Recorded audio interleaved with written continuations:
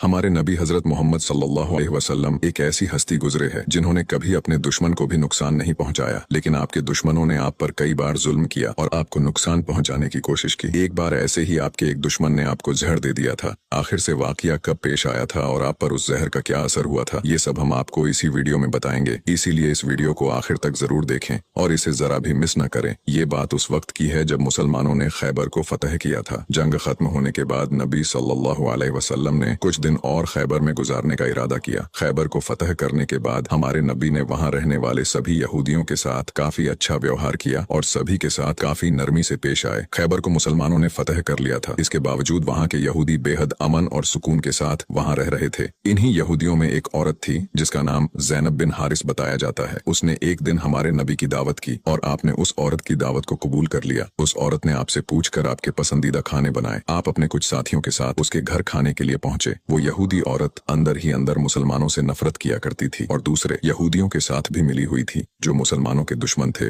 उस औरत ने खाने में पेश होने वाले बकरी के गोश्त में जहर मिला दिया था। जब जहर से भरे उस गोश्त को आपके सामने पेश किया गया और आपने खाने के लिए एक निवाला उठाया और अपने मुंह में रखा तो आप समझ गए कि इसमें जहर मिला हुआ है। आपने तुरंत अपने साथियों को खाना खाने से रोक दिया और कहा कि इसमें जहर मिला हुआ है, लेकिन अफसोस के आपके कुछ साथी उस वक्त तक कुछ गोश्त खा चुके थे जिसकी वजह से उनकी शहादत हो गई। कहा जाता है कि जहर के बारे में हमारे नबी को उस जहर की बोटी ने ही खबरदार किया था। इस वाक़ये के बाद उस औरत के साथ साथ उसके सभी साथियों से पूछताछ की गई तो उन्होंने न सिर्फ अपना गुनाह कबूल किया बल्कि ये भी कहा कि हमने आपके साथ ये इसलिए किया क्योंकि हम ये देखना चाहते थे कि आप अल्लाह के सच्चे नबी हैं या नहीं। अगर आप अल्लाह के सच्चे नबी हैं तो इस जहर का आप पर असर नहीं होगा और अगर आप अल्लाह के नबी नहीं हैं तो हमें आपसे छुटकारा मिलेगा। ये बात तो सब जानते हैं कि हमारे नबी ने कभी किसी से बदला नहीं लिया, जबकि आप पर कई बार बहुत जुल्म किया गया जिसके बारे में कोई सोच भी नहीं सकता। लेकिन जब उस जहर की वजह से आपके सहाबा की शहादत हुई थी तो कानून के मुताबिक उस औरत को भी कत्ल कर दिया गया। लेकिन कुछ रिवायतों में आता है कि उस औरत ने खुदकुशी कर ली थी। वही कुछ रिवायतों में कहा जाता है कि उस औरत को माफ कर दिया गया था। इस बारे में कई मुफस्सरीन अपनी अलग अलग राय रखते हैं। एक हदीस में हजरत आयशा फरमाती है कि जब नबी